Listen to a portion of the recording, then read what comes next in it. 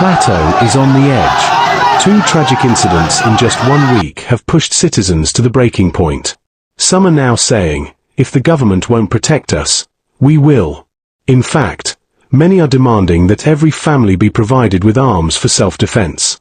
Before we dive in, make sure you hit that subscribe button and turn on notifications, because this story is still developing, and you don't want to miss the shocking updates. Plateau State is reeling after two tragic incidents occurred within a single week, leaving families devastated and communities shaken. The first of these incidents happened earlier this week when an attack targeted a residential area in a rural community. According to eyewitnesses, the attackers struck late at night, catching residents off guard.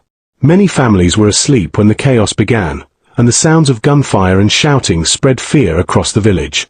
Emergency calls were reportedly made, but response time was slow, leaving residents to fend for themselves in the terrifying hours that followed. When the dust settled, several homes had been destroyed, and the number of casualties was heartbreaking. Families lost loved ones, and some residents were injured, requiring urgent medical attention.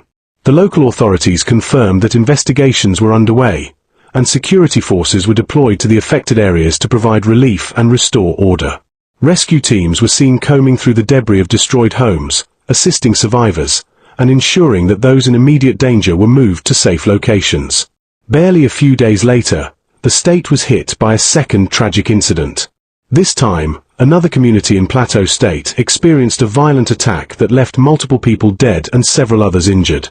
The incident occurred in broad daylight, which heightened the sense of vulnerability among residents. Witnesses described scenes of panic as people attempted to flee, while families struggled to protect one another amidst the chaos. Local hospitals reported an influx of patients, and emergency responders worked tirelessly to stabilize the injured and provide care to those in need. Both incidents have created a profound sense of insecurity in Plateau State. Residents are now living with a lingering fear that such attacks could happen again. Parents are worried about the safety of their children, and entire communities are grappling with the trauma left behind by these events. Schools, local markets, and public spaces have seen a decline in activity, as people choose to remain indoors until safety is assured. Authorities have called for calm and assured the public that security measures are being intensified. Patrols have been increased in vulnerable communities, and security forces are working closely with local leaders to gather intelligence and prevent further incidents. Despite these efforts, the impact of the tragedies has left a lasting emotional scar on the people of Plateau, who continue to mourn their losses and seek answers about how such violence could unfold in their communities. As investigations continue, families affected by the attacks are receiving support from both government agencies and local organizations. Relief materials, including food, clothing, and temporary shelter, have been provided to help those displaced by the incidents. The state government has also promised to increase security in rural areas and implement measures to protect residents from future attacks. For now, Plateau State remains in a state of heightened alert, as authorities and residents alike work to recover from the shock of these twin tragedies. Communities are coming together to support one another, and the resilience of the people is evident even in the face of such devastating events. Following the twin tragedies in Plateau State, the sense of unease among residents has only grown. In the days after the incidents, communities have been on high alert, with many people closely watching their surroundings, wary of any unusual activity. Streets that were once lively and bustling now feel quieter, as residents adjust their routines to prioritize safety. Markets open later in the morning, and children are escorted carefully to and from school. The atmosphere is tense, but the determination to protect family and community remains strong. In several affected villages, local leaders have organized community meetings, bringing residents together to discuss safety measures. These meetings focus on practical steps, establishing neighborhood watch systems, sharing information about suspicious activity, and coordinating with security forces when necessary. While fear is present, these gatherings also highlight the resilience of the people, as neighbors look out for one another and work to create a network of vigilance. In parallel, emergency responders and security personnel continue to play a critical role. Patrols have been increased across vulnerable areas, and checkpoints have been set up on key access roads. Security officers are coordinating with local authorities to ensure rapid response in the event of any future threats. These measures, while providing reassurance, also underscore the seriousness of the situation and the need for communities to remain alert at all times. Despite the tension, life gradually begins to resume.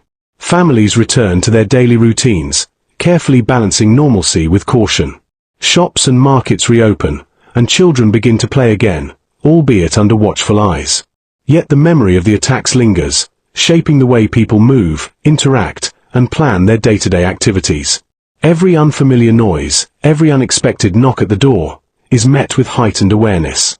Social media has also become a central tool in this period of vigilance. Residents share updates on safety concerns, post alerts about road closures or unusual activity, and coordinate support for those affected. While these platforms are a source of information, they also amplify the emotional weight of the events, as photos and stories of the affected communities spread rapidly. For many, it is a reminder of both the vulnerability and the resilience of their neighborhoods.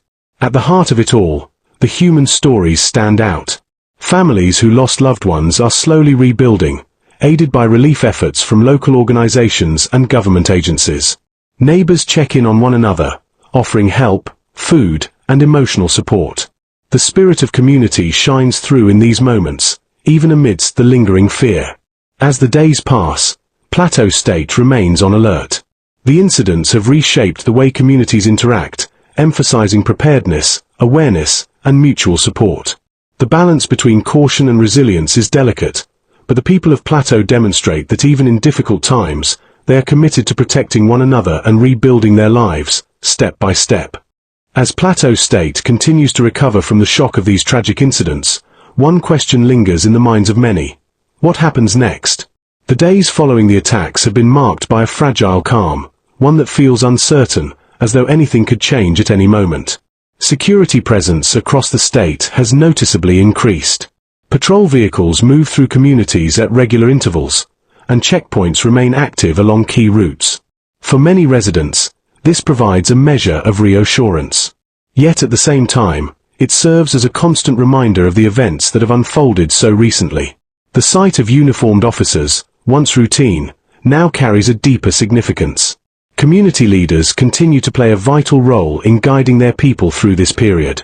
Meetings are being held more frequently, not only to address security concerns but also to provide emotional support. In these gatherings, voices are heard, fears are shared, and plans are made. There is a collective understanding that recovery is not just about rebuilding structures, it is also about restoring a sense of safety and trust. Meanwhile, efforts to assist those directly affected by the tragedies are ongoing. Relief materials are being distributed, temporary shelters are being maintained, and support systems are being strengthened. Volunteers and organizations are working tirelessly behind the scenes, ensuring that no family is left without help. These acts of kindness, though sometimes quiet, are powerful reminders of the unity that exists within the communities. But even as these efforts continue, there is an underlying tension that cannot be ignored. Residents remain alert, their senses sharpened by recent events. Daily life goes on, but with a heightened awareness that shapes every movement. People listen more closely, observe more carefully, and remain ready to respond if necessary. At night, the atmosphere changes even further. The silence feels heavier, and every distant sound carries weight.